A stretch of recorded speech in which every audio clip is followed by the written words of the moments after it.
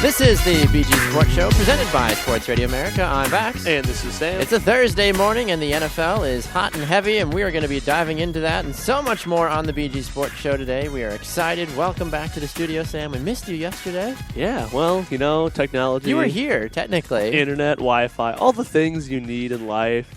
I've seen a great picture online that has, like the triangle of, the basic human needs, and it's like, get your basic needs met, and then it goes up to like self-actualization and feeling good about yourself. Yep. But then they added like a block underneath like the basic needs and added like Wi-Fi and internet and data for your cell phone Yeah. and a lot of that stuff. Absolutely. it's very much needed. And then you kind of forget about that when you like go camping and stuff, and you're like, oh, let me just pull something up on my phone. You're just like, wait a minute, and you got like a half a bar. You're like, what is going on? Yeah. Oh, well, it's good to get outside the realm of everything. Of technology. Of technology sometimes. But not when you need it. Not when, like, we go to work every day and kind of depend on it. Exactly. I mean, everything we do runs off of technology. I can't build any of this at home. No? No. Pull out a hammer? I don't think so. No, okay. Maybe out of wood. I don't know if I can make my soundboard out of wood, but it's the technology, the wires, my cell phone. Our producer probably could. Probably. He'd find a way. He's a smart guy. Anyway, well, good morning, everybody. A lot of great things to get to today on the show. Bleacher Report's David Kenyon will be joining us in our second segment to preview the upcoming week of action in the NFL. Also, we do not have Connor Christensen today. He was going to be on the show, but ran into some life things that he is helping out a friend of his this morning. So his legacy will live on, and we will have to wait until next week to find out what he's going to talk about in the fighting world. So Rhonda will have to wait. We'll have to talk about Rhonda next time. Maybe he's free tomorrow. Hopefully. I'll have to see. Maybe I'll call him tonight and see if he can come on the show tomorrow. That way the masses don't revolt and have a bad day without him anyway. So, quick reminder for all of you, you can listen to us right here from 7 to 8 a.m. Central live on Spreaker.com and on Periscope. Good morning to everybody on Periscope. I already got some big people jumping up and talking. Somebody up here is talking, asking if we're going to talk about the Kansas City Chiefs. We actually are going to talk about the Kansas City Chiefs. I'm not going to tell you where they made it in our power rankings, but they actually did break into the new BG Sports Show power rankings this week as well for the NFL. So Chiefs fans can rejoice and start celebrating with lots of wonderful whatever things that Chiefs do. I don't know. What do people do in Kansas City? I don't know. Kansas City pulled pork sandwiches are always pretty good. Yeah. That's a good point. It's a very good point. But aside from that, you can also listen to us on Sports Radio America and then on demand on iTunes, iHeartRadio, Spreaker.com, and right here on Periscope and on Podbean as well. And you can find us on social media. We are on Facebook at the BG Sports Show, and you can find us on Instagram at BG Sports Show and Twitter at BG Sports Show, and he's at Baxter Colbert, and I am at Samuel_Wallace2. Absolutely. All right, so we are going to actually not start in the NFL world. We are going to step outside for a moment and look back in the college basketball world. Yeah. And last night was a pretty big game between the Wisconsin Badgers and the Syracuse Orange. The Orange. The Orange of Syracuse, back when Carmelo Anthony and all those fellows ran the court for them. Those were the days of the Syracuse Orange. Melo was awesome in college. He was a fantastic player. But not the result maybe some outsiders thought was going to happen last night. Wisconsin, coming into the game, they were 4-3. They were 0-1 on the road. Just didn't look like the odds were against. They looked like the odds were against them. Yeah. But then they were able to go to Syracuse and win in overtime last night. Yeah, 66-58. The unranked Badgers going in and knocking off number 14 at Syracuse. Good game for the Badgers, for the very young Badgers. Again, we've talked about it a couple times. They have two returning key guys who have been to the Final Four in the national championship game in the last few years. But one thing I actually didn't know, I was doing a little bit of research last night, and the Badgers actually have 8 freshmen on their roster, which is the most in the nation out of any team. I can see that. I mean, Wisconsin, they knew that they were going to be running into some issues this season, especially with losing Frank Kaminsky and Sam Decker. Yep. And sometimes in order to rebuild, you just need to bring in an influx of new, fresh faces. And so far, it's worked out fairly well for them. They're 5-3. It's not an awful record, but it's not bad for all the guys they lost last year. And the Badgers going in knew they were going to have to deal with Syracuse's 2-3 zone, which is definitely one of the best, at least for the ACC and sometimes for probably the country. They're a pretty lockdown team for that 2-3 zone. That's kind of their trademark. But True. Generally what that means is, you can't pound the ball inside as much because they fill the lane. But, wow, Ethan Happ, freshman for the Badgers, leading the way with 18 points and 15 rebounds. That is what you need right there. If you have some young guys that are trying to break into the starting rotation, if you want to make a statement, go out and drop, double-digit, almost 20 points. 18 points, 15 boards against the 2-3 zone. That's tough to do. That is very hard to do, especially against a team like Syracuse. This isn't just like, an old-school Syracuse team where they're like, yeah, this is the 14th best team in the country, and a freshman is able to go out, have himself a good game, definitely boost his confidence. Yeah. So now he can ride this wave going forward and hopefully produce at a high level for the team now. Yeah, it's been great to see. So the Badgers, playing well. It was nice to get a win in the Big Ten ACC Challenge, an agreement the conferences have had the last few years, which has been fun to see. The likes of, the Badgers playing Duke a number of years ago. The Badgers will play UNC. The Badgers will play, just different teams, which is always a lot of fun. I always liked when they played UNC. Anytime they played those big college basketball schools, pardon me, I was always curious to see how they stacked up. Because in Big Ten play, Wisconsin, traditionally, has been a fairly consistent, fairly good-looking team. Never finished lower than 4th under Bo Ryan. Exactly, and having that bragging right as a Wisconsin Badger fan or just a Badger person as a whole is a great thing to have. But when you talk about being able to beat teams like UNC, Syracuse, we've seen them go up against Duke, we've seen them take down Kentucky as well in the past. It's great. It's fantastic. It helps build confidence around the program. It helps build their overall respect of the program as well. In addition to the Badgers, another thing I didn't know is they are 39-10 over the last 3 years playing away from home. Wow. 39-10 away from Madison, which is the most road/neutral wins out of anybody in the country, and it's the second best winning percentage among major power conference teams. Wow. That's I did not know bad that. at all. Holy cow. Considering, sometimes the Badgers and the Big Ten as a whole gets the reputation for being kind of the lower end of, they're not the Big East, they're not the ACC, things like that, but wow, the Badgers have almost 40 wins in 3 years away from Madison. Which is fantastic to hear, and you don't usually hear that, especially in college basketball where home court advantage is such a big deal, especially with teams in the Big Ten. But if they can go on the road and win 39 games, that's a huge benefit for them. A lot of that has come from the last 2 deep playoff runs, playoff NCAA runs they have made where they're all on neutral courts, of course, things like that, but still.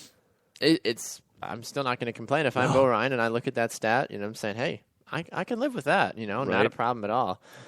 One other thing, staying in the Big Ten, there was another big game that took place last night. That was Michigan State and Louisville last night. Or Louisville, I'm sorry. Louisville? Louisville. Yeah. I don't know. We'll just call them the Cardinals.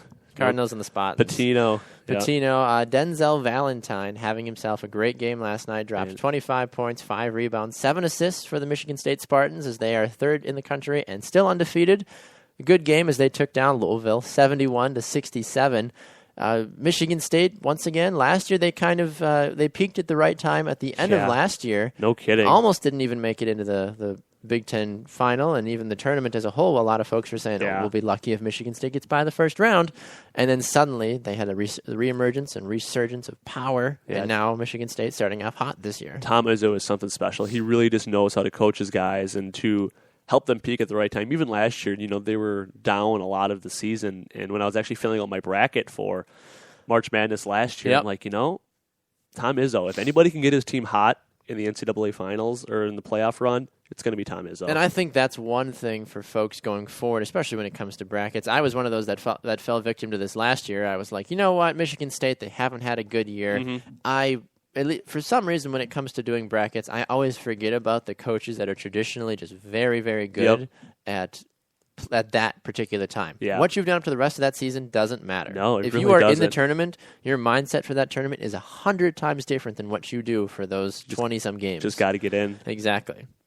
So Tom Izzo is one of those men that has mastered what it takes to be Master successful. of March. Exactly. I think that's one of the reasons why people love him so much. Yeah, exactly. Any other notable scores the other night was Duke taking down Indiana 94-74. Gonzaga took down Washington State 69-60. Vanderbilt destroyed Detroit 102-52. Butler barely snuck out a win against Cincinnati 78-76. Yeah, the other night, though, I guess one other quick game I want to do, just give a note to was Please. UNC got back Marcus Page, their starting guard, who had missed the first couple of games with a hand injury. And he helped lead the, currently now number 9 UNC, and they were the preseason favorites, but they dropped a little bit after a loss, but they beat number 2 Maryland, which was great to see. I'm still a little surprised that Maryland was ranked number 2, and maybe I just don't know enough about the Maryland program, but when I saw the rankings that Maryland came out beginning of the year with the 3rd overall ranking, I'm like, what happened in Maryland that they're suddenly a fantastic basketball school? Yeah, Melo Trimble is a fantastic fantastic guard. Finished with 23 points the other night in that loss against UNC. But, I mean, the Badgers went to Maryland last year and lost. And that was one of the few... Wasn't Maryland one of the laughing... Oh, it was Rutgers, I'm sorry. It was Rutgers that was bad last year. But I do remember them going and losing at Maryland last year. Yeah, but, I mean, so they're a good team. They're tough to beat, especially at home. But, yeah, we'll see what happens continuing down the stretch. Sometimes it's always interesting to see preseason rankings in college basketball. Actually, Syracuse wasn't even ranked like 2 weeks ago, and then they jumped up to number 14. I feel like it's easier to get higher in the rankings in basketball than it is in college football. I feel like people are so much more picky when it comes to college. And there's just more games, which helps. Yeah. I don't know. College basketball is one of those sports that I usually don't pay attention to until March. Maybe that's just me. That's all right. I know that for people that are on the outside for soccer, too, they don't pay attention unless it's a World Cup year for the U.S. They're like, oh, go USA. I'm like, oh, stop. That's totally me. I'm like, who's on the team? Landon Donovan? No. Casey Keller? No. Just stop. That's totally me. That's fine. We appreciate your support as soccer-loving fans. All right, well, we are going to bring in David Kenyon here in our next segment. A lot of good things to chat with him about, but before we do, we're going to take a quick break. But we'd like to take a minute to thank one of our sponsors of the BG Sports Show. That would be Student Debt Center. You can call them today to have your student loan payment reduced by calling 855-401-3508. That number again is 855-401-3508. Back with more after the break.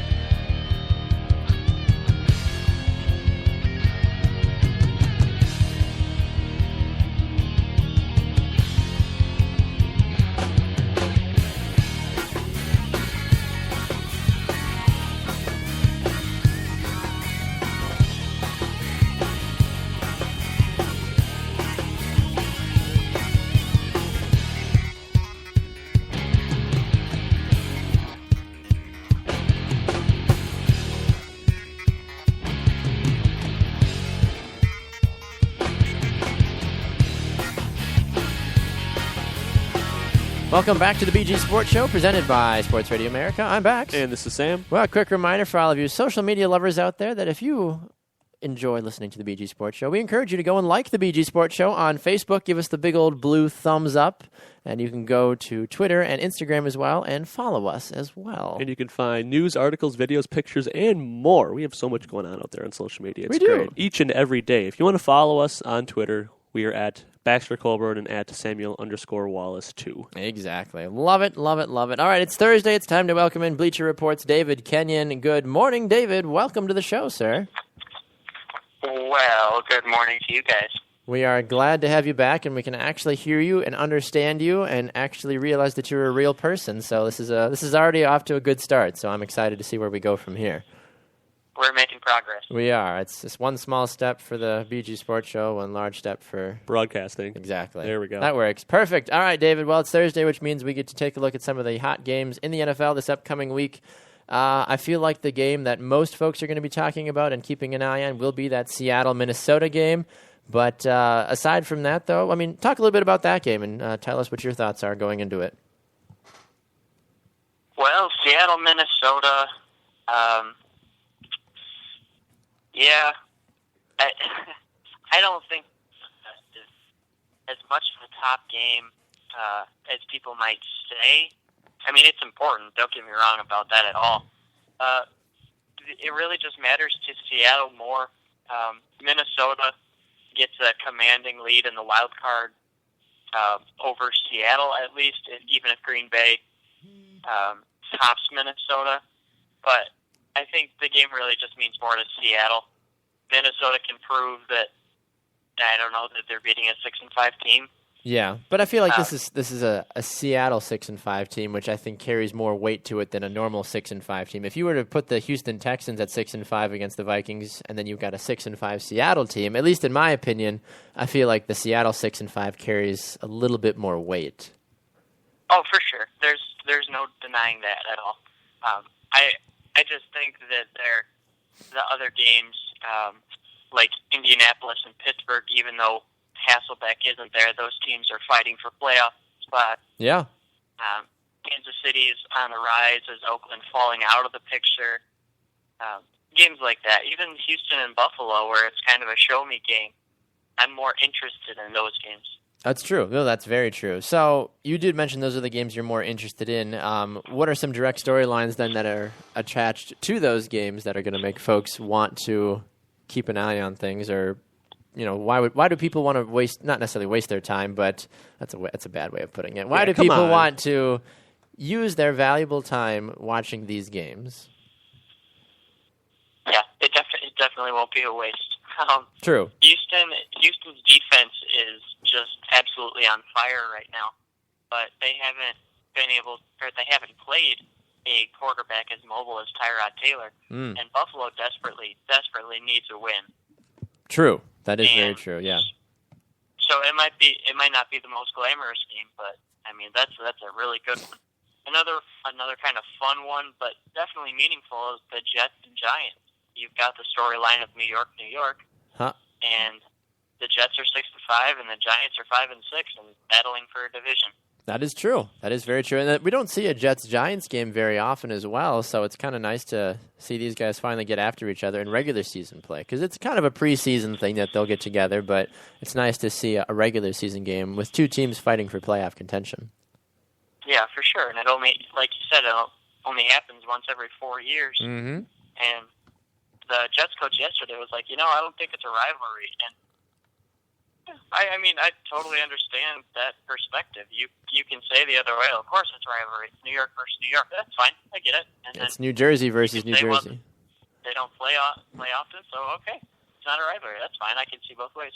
Is it one of those weird things, though, that you would almost feel like it should be a rivalry with the fact that they are both from New York? Like, who's the better team from New York? I feel like that should have been a storyline that folks are, that maybe don't focus in on more. Or is it just because they're so worlds apart, or they are only playing every 4 years, that people are just kind of like, whatever, there's two teams in New York, we don't care? I think it probably just depends on if you have a loyalty to either team, and I'm sure it's split with them. Sure. I mean, that's the beauty about sports, is like we can sit here and define what a rivalry is, but if it's a rivalry to you, it's a rivalry to you. That's fine. Fair enough. No, I understand that. One other game that I keep hearing a lot about this week as a possible upset game is Philadelphia and New England.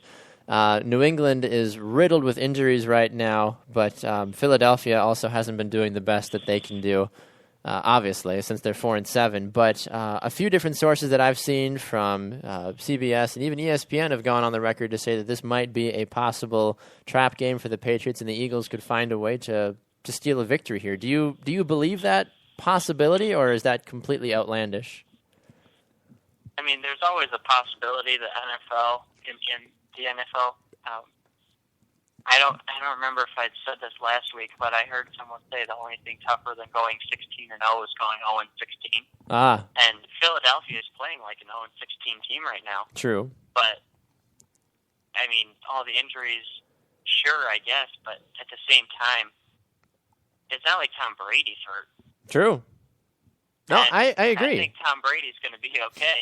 No, I agree. I'm trying to remember. I think one of the arguments I heard a few people saying is that, well, New England's run defense hasn't been that great this year, and if DeMarco Murray can get going early, then they should have no problem tearing through them and this, that, and the other. But I'm like, yeah, but Mark Sanchez is their quarterback, and the receivers have done awful this year for Philadelphia, as almost any fantasy owner that thought drafting an Eagles receiver would be a good idea. But yeah, I mean, I definitely see that perspective too. If Philadelphia manages to get the running game going, they definitely have a chance. True. But otherwise, I just don't know. Philly's defense is so bad.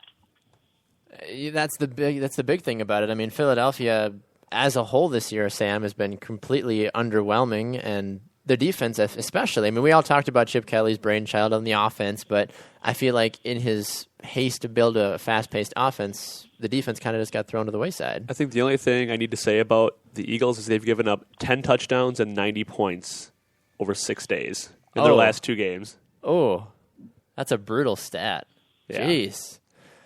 I mean, realistically, when I heard that come out, that Philadelphia was a possibility, I was like, okay, let's stop. Let's stop here for a second. Let's think about what we're saying. But realistically, until Tom Brady is carted off the field for New England, they are always going to be a favorite, at least in my mind, over any team, regardless if it's Tom Brady versus everybody else or a healthy Patriots team versus the best, whoever that second best team is. Well, I mean, hyperbole, I get it. I think Brady's impact can't be overstated. Okay. I definitely just agree. Because, I mean, yeah, there are going to be a couple teams who would actually be favored if this happened. Okay. No Gronk, no Amendola, no Edelman. But, Sure. I mean, Brady's presence is just such a massive thing for the Patriots in general. Because even like looking ahead 1 week, they play Houston. If Gronk isn't back or Amendola's not back, actually, I don't even know if Amendola, if they've made a decision on him this week. If he's back, well, then New England's totally fine. Which, how weird is that to say? Looking ahead, if they don't have Gronk and Amendola against Houston, Yep. even though J.J. Watt is on the other side, Brady gets rid of the ball so fast, it might not be an issue. So that is true. It's Brady. He is a very interesting and talented man that always finds ways to cause issues. Now, I'm curious to get your thoughts about this, David. There's no, at least from what I've seen, and maybe I've missed it in passing, but to my knowledge, there's been no official announcement yet about the Denver Broncos going forward for their quarterback situation, but a lot of signs are pointing to Brock Osweiler being the starter the rest of the year. From an organizational standpoint, do you feel like that is a smart move for the team going forward, or do they just need to buy time until Peyton is healthy, quote-unquote, healthy enough to come back and then let him finish out his probably last year in the NFL? I've kept thinking about this back and forth over the last few days. I mean, after beating the Patriots, I'm not sure that with Peyton, the Broncos are even in that game at the end. I know they had a comeback, but True. I don't think Peyton has a comeback in him against the Patriots. And I wonder, can Brock keep this up? That's the big question. If he does, I don't understand how you go back to Peyton until the final drive of the Super Bowl when you're up 2 scores and you give him a send-off. That's true. I don't know. That is true. You let him take the kneel down at the end of the game and ride off into the sunset, give him a fanfare saying, "You did it, Peyton!" and be like, "Yeah, I took the ball and downed it." But even still, just that would be the right thing to do, is trot Peyton Manning onto the field for one final fanfared farewell as the team's about to win the ball game. So I don't mind Brock. I know Sam and I have discussed him on the show a little bit. Sam, what are your thoughts about this organizationally? I think Brock stays until he proves or shows that he can't get the job done. I don't see any reason to deviate from what they're doing. I think he fits that offense a lot better than Peyton Manning ever did with Gary Kubiak. True. And now that the running game has gotten back on its legs, no pun intended, that it takes a lot of the pressure off of him. He doesn't have to make the play every single down. That is true. Now, I'm curious, if you had to, and you said if his play continues and he continues to stay good, would you rather have a bad Brock or a bad Manning if you had to? I mean, assuming both are not playing the best, David, what do you have a preference of if you had to take one, saying neither of them are on top of their game right now? Do you have a lesser of two evils? Well, me personally, I think I'm taking bad Brock because I think we've seen bad Peyton. True. So the idea of bad Brock is a little better, than Bad Peyton, but at the same time, I mean, this is a 39-year-old legend who you're trying to decide whether or not to play. And from what I understand, is Peyton is a very goal-motivated person. True. That a Super Bowl is the only conclusion for him, especially this year. I mean, and that makes total sense. Absolutely. Back end of his career. So how do you tell someone who you asked to take a pay cut, who you've been saying, we're going to work with you, we're going to make this work, Yep. and then, oh, yeah, we're not going to make it work, sorry. Yeah, but at thanks, the same but no time, thanks. that's probably the best choice for your team. I mean, Denver's just in a bad spot. True. I think so. From all over the place, Denver's kind of a interesting spot that they're in right now. So, all right. Well, before we let you go, David, any other things that we need to keep in mind as NFL fans looking towards this Week 13 season or this Week 13 slate of games? I'm always just watching Carolina. I want to see how long they keep going. New Orleans' defense is still a problem, and Carolina's offense is not a problem. So we'll see if that trend stays true. And then Atlanta, Tampa Bay, that game will probably decide which team has a shot going down the stretch. Atlanta's 6-5, but they've lost 5 of their last 6, I believe. Yep. And Tampa Bay had a little run there, but 5-6 is not. Not a great spot for the NFC. They need to start winning to keep up with Seattle, and it was inevitable rise, and even though it was looking doubtful for a second. But yeah, Atlanta, Tampa Bay, I think that's another really good game. Agreed. Yeah, that's definitely one game I'm going to have my eyes on throughout the day because I'm just curious to see if Tampa Bay can finally get their act back together or if Atlanta can finally remember how to play football again, too. I mean, talk about one of the biggest collapses that we've seen in a long time with a team that started off so hot and then suddenly just have a massive downfall. It's been very almost embarrassing from an organization standpoint. So, fair enough. All right, well, David, we appreciate you joining us here on the BG Sports Show, as you do every Tuesday and Thursday, sir. Where can everybody find your work, sir? You can find me on Bleacher Report and Sportsnaut and Upside and Motor. You can find me on Twitter at Kenyon19_BR. Fantastic, David Kenyon. Always a pleasure, sir. We look forward to speaking with you again next week. That's good. All right, we're going to go to a break. When we come back, it's time to preview the Green Bay Packers and the Detroit Lions Thursday night football clash. 2 times. That's the first time in a long time, Sam, that the Packers have played on back-to-back Thursday games. So I'm curious to see how they do. They had a week to prepare. So yes, they have. We'll talk about that and some of the key matchups for the game tonight when we come back. We'll be back right after this on the BG Sports Show.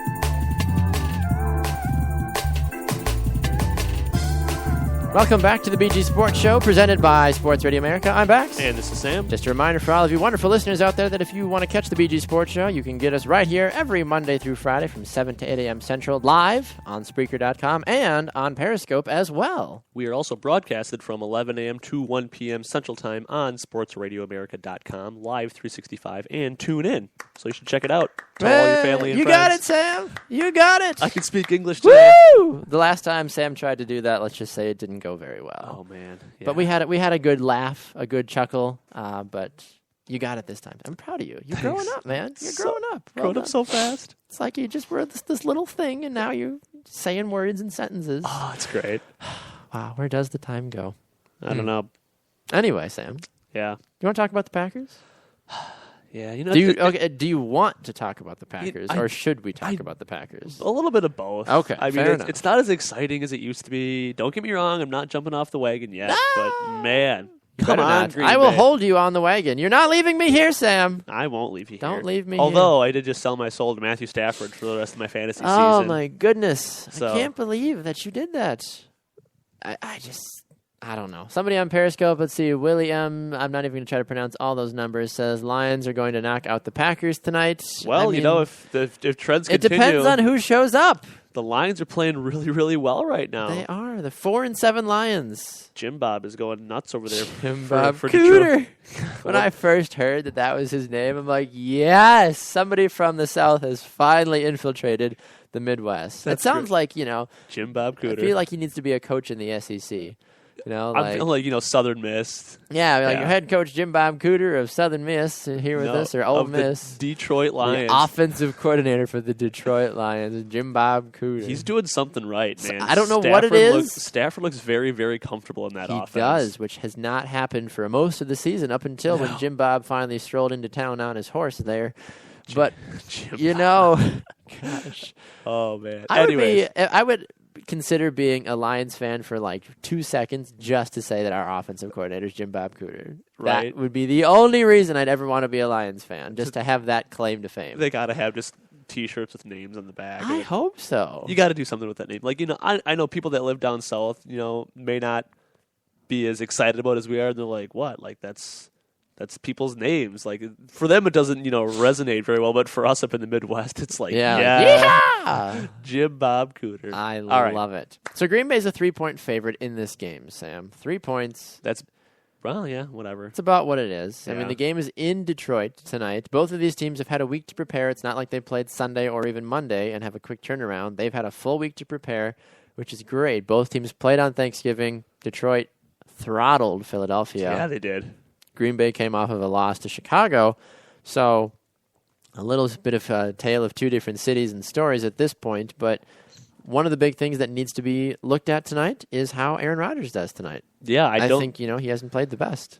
I think if Aaron Rodgers doesn't throw the ball like 65 times, I think he'll be okay. Because that's what happened the last time he played the Lions. True. Then he woke up the next morning and My shoulder's his shoulder sore. was on his shoulder was on injured Just reserve. have Olivia ice it and call it a night. No kidding. Good Lord. Man up. No, I'm kidding.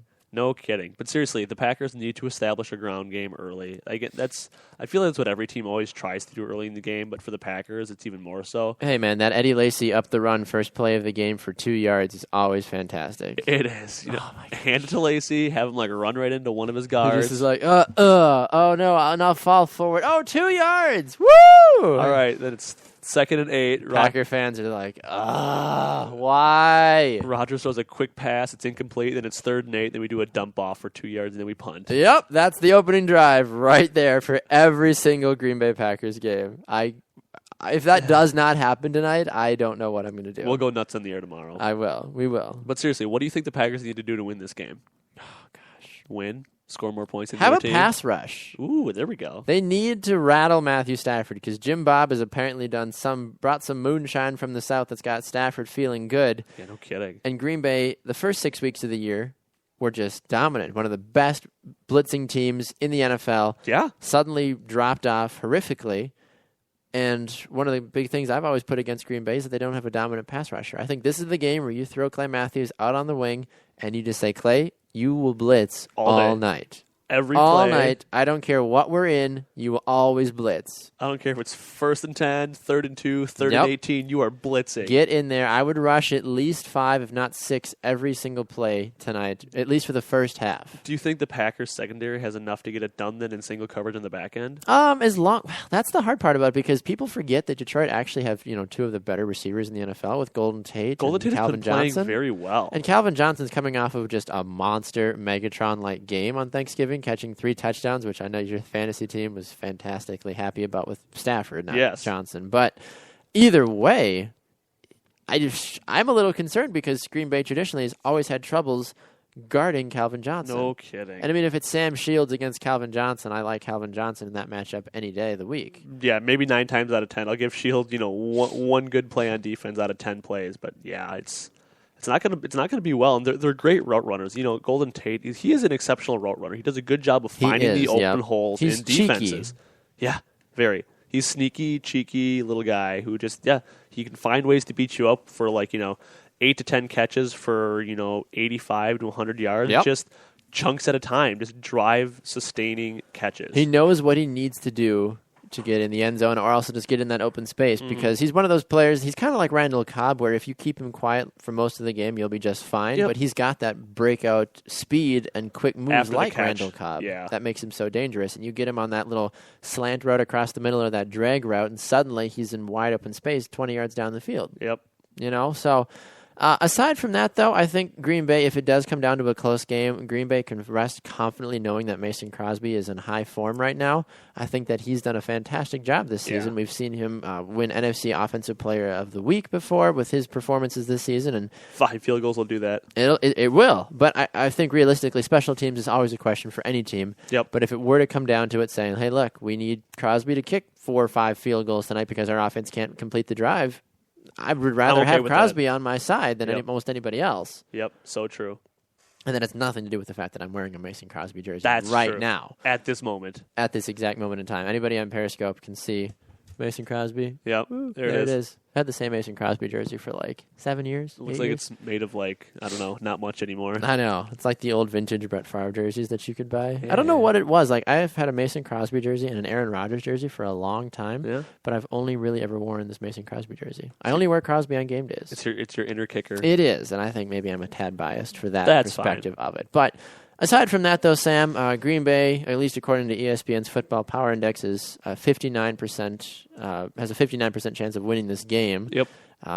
Which I guess is accurate. Sure. It's hard for me to really say that Green Bay is a clear favorite in this game No. because of how poorly they've played recently. They're not. The Lions have a ton of confidence. They've already beaten Green Bay once this year. Mm-hmm. In Green Bay. In Green Bay, yeah.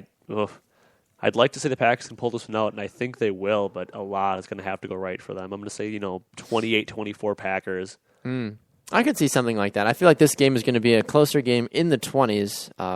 One thing that is interesting to point out, though, at least at the injury reports, Detroit's starting 3 wide receivers are all injured in some way, shape, or form. Lance Moore is out for this game. Yep. Golden Tate is probable. Calvin Johnson is questionable. I'm not sure what happened to Matt Prater, their kicker, but he's questionable as well, They'll all play, except for Lance Moore. except for Lance Moore. Ty Montgomery for Green Bay is out once again with a bad ankle injury. And they just said it was an ankle injury. They didn't say he broke anything. They didn't say he lacerated a kidney. It was nothing of that nature. No kidding. I don't understand. Yeah, I've had an ankle injury before. I had foot surgery on Yep. my ankle, but I at least told people that's what it was. I just didn't say, "Oh, I have an ankle injury." Well, you got surgery? Yeah, it's just an ankle It's injury. just an injury. I'm fine. I'll be fine. What's an injury? I don't understand what is taking so long to get him back. Yeah. I don't know. Jared Aberdarius is probable for this game after getting Good. his stuff rocked after that explosive hit a few weeks ago on the backside of him. I think they said he may have did he bruise ribs? I forget what he did. I think it was but bruised ribs. he Yeah. was sent packing. Andrew Corliss is on injured reserve due to his legal issues, and Demarius Randall is questionable for this game as well. But Yeah. the young secondary, I want to take a moment to mention Demarius Randall, and now the other guy's name is escaping me. Who's the other rookie? Oh man. It's not Quentin somebody. Quentin Rollins. Quentin Rollins, Yeah, there it is. Rollins and Randall have stepped up this year. Sounds like a law firm office or something. Rollins and Randall. If you ever get in an accident, call Rollins and Randall. One call, that's all. That's all you need for Rollins and Randall. Yeah. I've been absolutely thrilled by their performance this year as rookies, considering one of them only has 1 year of college football experience under his belt, and then he came in and is now excelling at the professional level. Yeah.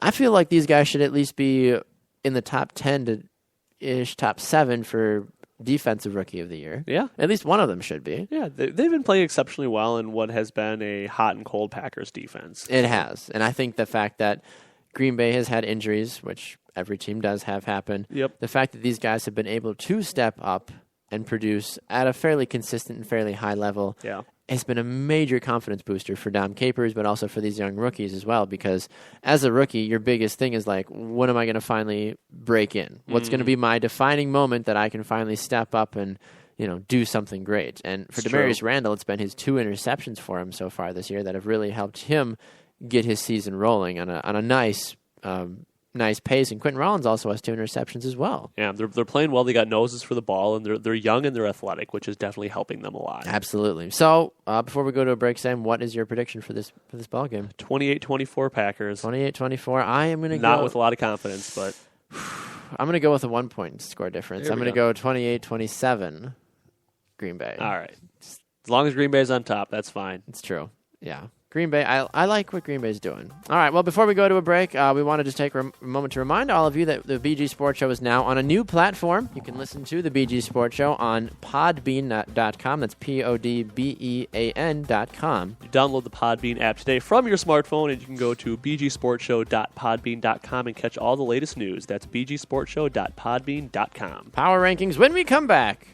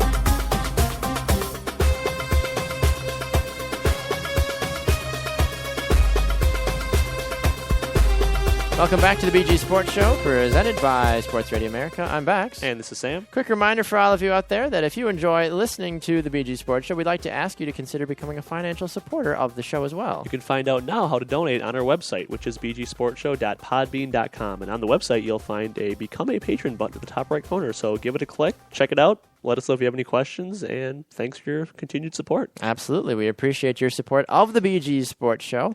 It is time for the new power rankings, Sam. Finally. We had power rankings last week, but then we were graciously given the week off by Yeah, we Sports were. Radio America. So not the week off, but we were given 3 days off last weekend week. off, So yeah. the weekend off. So special thanks to them for that. So I just want to briefly just blast through what last week's was fast so people have a reference for this week. Last week's top 10 in our power rankings for the BG Sports Show, 10 was Seattle, 9 was Kansas City, first time they were breaking back in a long time. 8 was Pittsburgh, 7 was Minnesota, 6 was Green Bay, Denver was 5, Cincy was 4, Arizona 3, Carolina 2, New England 1. That was all last week. Now the new power rankings are out, Yeah, they are. and they're Movers and shakers. a lot of movers and shakers. So who's on the outside looking in? Outside looking in, we have the Pittsburgh Steelers, How far are they fallen? the Houston Texans. Yeah, the Steelers fell from number 8 last week to now they're out. They were 6 back in week 10, just to give you a context. 6, 8 to out. Yeah, Steelers, Houston Texans, the Washington Redskins What? got a token vote. I think it's simply because they're just leading their division. So They're in the playoffs. somebody threw them a Fifth vote. seed. Somebody threw them a vote. Yeah. And then the New York Jets also have one vote. Who voted? I almost voted for Washington, but I could not bring myself to do it in good conscience. No. But otherwise, breaking into the actual power rankings, coming in at number 10 is the Kansas City Chiefs. They dropped one spot after being number 9 last week. They're down to 10 this week. But Kansas City, they're 6-5. They're a quiet 6-5, and they're a scary 6-5 as well. Considering they've won 5 of their last 5 games. I was talking to one of my friends yesterday who's a pretty diehard Kansas City Chiefs fan. Oh, that's right. Yep. And he was like, 5 weeks ago, I was like, all right, it's fine. Draft pick, looking ahead. And now he's like, playoffs? Playoffs, baby. We're going to the Super Bowl. It's Just like that? Easy, Kansas City. Yeah. Easy. Number 9, riding the back of the 40-year-old man, Yeah. the grandpa, There's still room on that back for the team. Pile on. Matty Hasselback, product of Brett Favre, and don't you forget it, Indianapolis. Yeah, you're welcome. Anyway, death stare. Indianapolis comes in at number 9, first time all year. Yeah. First time. Well, Indianapolis. I'm sorry. In our preseason power rankings, Indianapolis was 4. Jeez. Aside from that, they've never been in the power rankings since that time. Go Indy. Go Hasselback. Hasselback bringing them back, crawling back into the power rankings at 9. Number Wow. 8. Coming in at number 8. Stupid Rave Green. Walking up week by week. Ah. Seattle Seahawks. I don't like it, Sam. I don't like it. They're creeping up. They Shut were them down. 2 weeks at number 10. Somebody break Russell Wilson's leg. They're up to number 8 right now. They're coming. I don't like it, Sam. Guess who they're right behind at number 7? Number 7, still better. Let's go. Green Bay Packers. Oh, don't you forget it's Seattle. We beat you once this year. We can do it again. We did, yes. Green Bay at 7. It's a bit generous, maybe, after they lose. It might be a bit generous, but that's okay. I'm pretty sure I voted for them in 8th place. The people have spoken. The people have spoken. Coming in at number 6 is the Minnesota Vikings. The Vikings. Yeah. Well done. I want that Vikings horn. Playing in a the stadium that isn't Vikings their own. first down. Have you seen images of their new stadium? Oh, yeah. I might have to go. I better believe I'm going to find some excuse to go to a game out there. Yeah, no kidding. If not, the NCAA final. Perfect. Was there, I think, was it 2018 or something like that? We're going. Let's do it. Vikings coming in at number 6. All right. Number 5 is the Cincinnati Bengals, not the cheerleaders, the Bengals. They come in at 5 after being 4 for the last 2 weeks, dropping down to 5. The Red Rifle. Red Rifle was rifling again, Yeah. but not good enough, though, apparently. No, apparently not. Now, I find it interesting, Sam, that our number 4 team beat the number 1 team, Correct. and yet they're only at number 4. Yeah. The Denver Broncos coming in Brock at number 4. Osweiler and the Denver Broncos The coming in at number 4, Osweiler. and they're only 1 point up on the Bengals in our power rankings. How in the world? Our staff is savage sometimes. I They feel are. like. We got Sheldon Isaac images on Periscope saying Denver. Woo! Yeah, Denver coming in at number 4. Good for them. It was a huge win, so Yeah. good for them. We'll see if it pays off for them down the stretch. Go Denver. Our top 3 stays the same for the Last couple weeks. 3rd week in a row. Yeah. Arizona at 3. That's not bad from them. Carolina, the first team to finally receive first place votes in what's been a long, long time in our power rankings. They come in at 2nd, but They could not upset the number 1 team. they came in with 75 points at number 2 and in first place. With the Patriots, with 76 points. 76. Carolina just missed it. That proves Yeah. now that line between the two teams is starting to get closer, Sam. Well, it can't really get any closer at this point, man. People could have done a half vote. The Patriots got 4 first place votes. The Panthers got 3, and that was enough. New England has been our first place team in our power ranking since week 5, to Yeah. give folks context. And New England has not had any other team receive a first place vote since In that time. week 5. Yeah. Yep. Cincinnati, They've Green swept Bay, Cincy, Carolina. Nobody else got a first place vote since that time. So if you're New England, you got to be still happy, I guess. But if Feeling you're good. Carolina, you like to think that you can finally step up and get another big win, maybe. Yeah, the last undefeated team right now is still sitting number 2. But that's the people have spoken. That's how the people voted. So one more time, Sam, our top 10 for the new BG Sports Show Power Rankings. Number 10, Kansas City Chiefs. Number 9, Indianapolis Colts. Number 8, climbing up, Seattle Seahawks. Number 7, Green Bay Packers. Number 6, Minnesota Vikings. Number 5, Cincinnati Bengals. Number 4, Denver Broncos. Number 3, Arizona Cardinals. Number 2, your last undefeated team, the Carolina Panthers. And number 1, by 1 point, the New England Patriots. Let us know your thoughts. The power rankings will be posted on our Facebook page and on Twitter at the BG Sports Show on Facebook on Facebook English and on Twitter at BG Sports Show as well. Let us know your thoughts if you think where your favorite team rounded up this week after the action. All right, we're going to a break. Coming back, a lot more to get to. We'll be back with more here on the BG Sports Show.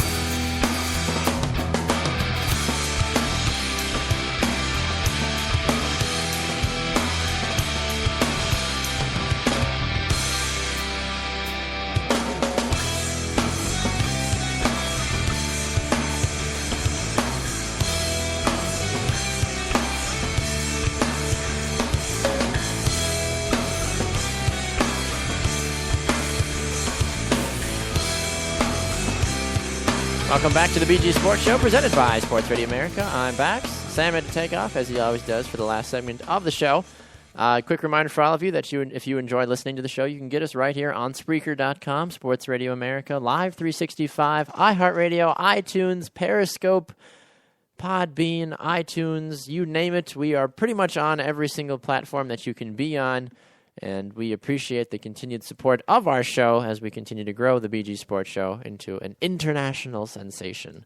So before we go today, those of you that listened to the show yesterday know that I spent a fair amount of time talking about Johnny Manziel and Jahlil Okafor. I'm only going to talk about Okafor right now because some new information has come out about Okafor.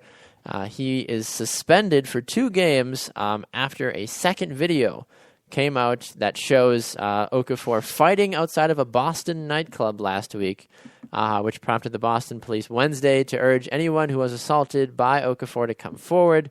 The official video was posted on TMZ last week. You see Okafor shoving a man, but the second video comes out shouting. You see Okafor out shouting, and then he ends up taking out a guy, basically. Basically just not exactly what you want to see from someone that we think is a potential top-flight player in the NBA. And it's sad because he's only 19. And he says he's embarrassed about the incident and he's dealing with the team and the NBA on possible discipline. But realistically, though, I mean, we talked about it yesterday. Okafor is being assigned a security guard for when he goes out in the future. There's also been reports of incidents over the past several weeks in which Okafor has been cited for speeding, and apparently in a separate attempt also tried to use a fake ID to enter a bar, which I talked about yesterday as well. So this is a 19-year-old NBA rookie that was one of the biggest hyped of players coming into this season. And now we see these childish behaviors from him. And I think, as someone that hopes to have kids one day, that hopes to be around the sports world for a long time, that if this were my child and I found out that he was getting into all these issues, I would have serious, serious issues with that, because that is not what you do. You are a professional. This is his full-time job. This is what he is doing to make his living. And the fact that he is basically going out and wasting his time, getting into street fights, acting like a child, basically, and trying to get into bars with a fake ID. This isn't college anymore, Jahil. You are an NBA professional. You are in the big time, the big world. You have a unique opportunity to do the playing of a sport that most people kill. They would kill to be in Okafor's position right now in terms of being able to play in the NBA, regardless if it's for the 76ers or if it's for the Golden State Warriors. Okafor is abusing the system right now, and he is not being very grateful for the great opportunities that have been presented to him. And when you talk about an NBA player getting into a street fight, there's no reason for it. I'm trying to be as calm and collected about this as I can, but realistically, when you go out and show that level of unprofessionalism at this level of the game, there needs to be questions about who he is as a person and what is going on, because if I am the head of the organization, I don't want that on my team. I don't. I simply don't. If I find out that my 19-year-old rookie superstar that I probably am paying a lot of money to go out and play basketball is getting into street fights, he has no place on my team. I don't care if he's the number 1 overall draft pick or if he's the 185th overall draft pick. If I find out that a guy on my team is out wasting his time street fighting and trying to use fake IDs to get into bars, I'm sorry, but somebody else can take you. And yeah, it might hurt my organization in terms of losing a quality player on the court, but when you do this kind of just unprofessional-like acts on or off the court, you have no business being on my team. So I just don't know, and I think the 2-game suspension is not enough. You don't let an NBA player get into a street fight with anybody and let it be okay. So that's my opinion. I feel like I could say a lot more, but then I also feel like I probably would have to mute myself as well, just because I get a little bit worked up about stuff like this when I hear about people taking advantage of the system, taking advantage of the great opportunities that they have.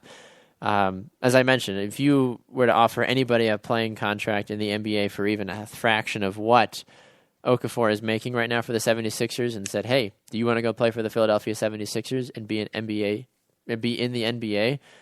99.9% of everybody is going to want that. And they will work their butt off and do everything in their power to be part of an NBA roster. But Okafor is taking advantage of the system. He's riding that one wave that he had of good form while he played college for 1 year, which I still think is a mistake that college players can go into the NBA after 1 year. I think that is just an egregious and terrible idea. And I think that because of that, these guys, especially like Okafor, don't appreciate what they have. They don't appreciate how good they have it, and they forget about it. So I think Okafor needs to use these 2 games not only to figure out what he wants to do with his career going forward, but he needs to figure out that when he does come back on the court, what it's going to take for him to be a true leader for that team. He's setting an example. He's letting people know. He's letting little kids and little boys around the city of Philadelphia see what it's like to be an NBA player and showing them that it is okay to be underage and try to drink, to be underage and try to get into a bar, to get into street fights, to act reckless, to basically bring out every single stereotype that you can for being an African-American black basketball player. And it's not good. It's not good at all. And I think that Okafor is so much better than that. And I feel like the 76ers organization needs to nip this in the bud right now, because I feel that he is capable of being a fine, upstanding young man. He just needs some guidance, which Philadelphia does not have right now. So if Philadelphia can bring in some veterans and take care of this situation now, Okafor is going to have a nice, long, storied career, but if issues like this continue to arise, good luck finding him on an NBA team in 3 years at the most, honestly. Well, it's been another edition of the BG Sports Show. Thank you so much for tuning in. Special thanks to Bleacher Report's David Kenyon for joining us on the program today as well. My co-host has been Sam Wallace. I am Baxter Colburn.